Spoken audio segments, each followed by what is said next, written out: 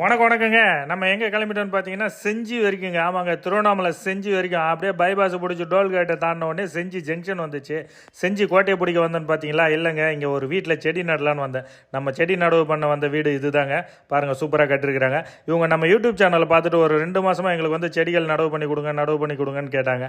சரி, நம்ம இன்றைக்கி சும்மா இருக்கிறோம்னு அப்படியே வண்டியை கட்டிக்கிட்டு வண்டியில் ஒரு 20 மூட்டை செம்மண் கலவை, அதாச்சும் நம்ம சூப்பர் உரம் கலவை செம்மண் கலவையை அள்ளி போட்டுக்கிட்டு அப்படியே குராபாக்கு தொட்டியெல்லாம் எடுத்துகிட்டு செடி எல்லாம் எடுத்துகிட்டு கிளம்பி ஆச்சுங்க. பாருங்கள், அவங்க ஹவுஸ் ஓனர் முன்னாடியே செடிகள்லாம் மாற்ற ஆரம்பிச்சிட்டோம். நம்மால் தனியாக கஷ்டப்படுறாரு, நாமளும் கொஞ்சம் கூட ஹெல்ப் பண்ண ஆரம்பித்தோம். ஏன்னா அப்போ தான் சீக்கிரம் வேலையை முடிச்சுட்டு சீக்கிரம் கிளம்பலாம். கிட்டத்தட்ட நம்ம 100 கிலோமீட்டர் வந்திருக்கிறோம் செடிகள் நடவு பண்ணுறதுக்காக. செஞ்சி வரைக்கும் வந்துட்டு செஞ்சிக்கோட்டையை கிட்ட போய் பார்க்க முடியலனாலும் அவங்க வீட்டு மொட்டை மாடியில் ஏறி செஞ்சிக்கோட்டையை பார்த்துட்டு அப்படியே இறங்கி செடிகள்லாம் பக்குவமாக எங்கெங்கே அடுக்கணுமோ அழகாக அடுக்கி வச்சுட்டு அந்த ஹவுஸ் ஓனர் கூப்பிட்டுட்டு ஒரு செடியை பற்றி விளக்கங்கள், அதாவது எக்ஸ்பிளைன் பண்ணிவிட்டு அப்படியே கிளம்பி வந்தாச்சுங்க. ஹவுஸ் ஓனர் ஹாப்பி, நாமளும் ஹாப்பி. நன்றி, வணக்கம்.